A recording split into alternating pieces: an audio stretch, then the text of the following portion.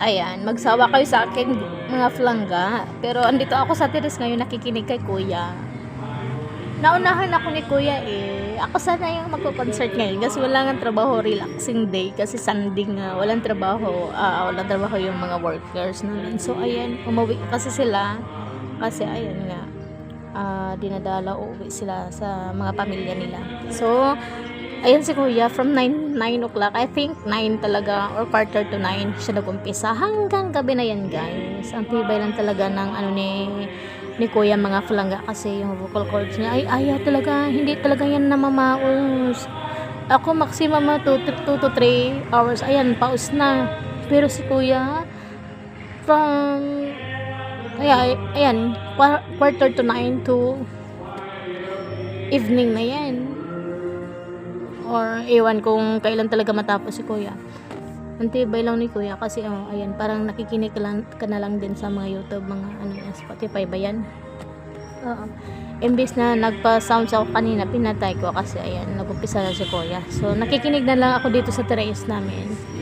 Dito ako sa terrace namin.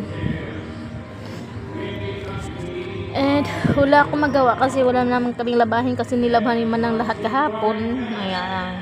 Maraming salamat sa actress ko sa vlog ko na si Manang Aileen. Ayan, umuwi ng bukid kasi may gagawin daw siya doon. Ayan, so habang nakikinig kay kuya wala akong magawa kasi ayan, nagising na ata yung mga kinakit. So may kukwento lang ako guys about sa fair dito sa Digos. Ewan ko kung magkano na ba or 15 or 16 kasi yung mostly yung binibigay namin na fair dito, ako lang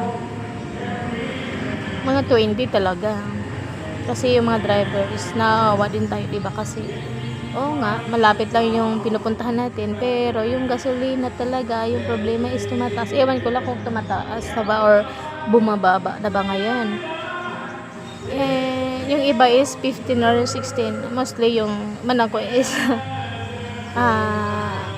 humihingi pa ng tawad sa driver kasi nga marami din diba, isang sakayan lang siguro mga 6 kami ilan kami dito, 4, 5, 6, 7 kami dito sa loob ng bahay. So mga bata lang naman, hindi gaano mabigat. So ako talaga yung binibigay namin is 20. Yung ibang driver naman